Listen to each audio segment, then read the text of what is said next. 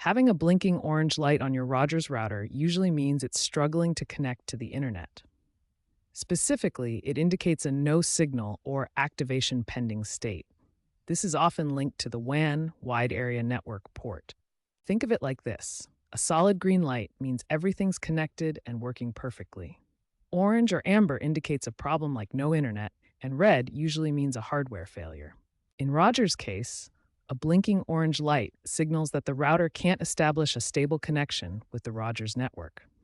This could be due to issues with your coaxial cable connection for cable internet or a fiber signal loss. But don't worry, there are things you can check and try to get it working again.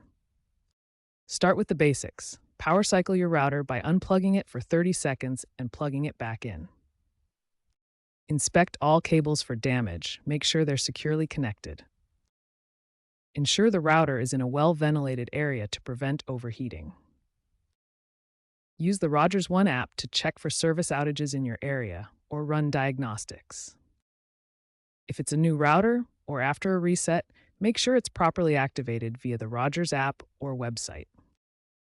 Rogers is moving towards proactive app-based fixes, utilizing AI in their One app to predict and resolve outages faster.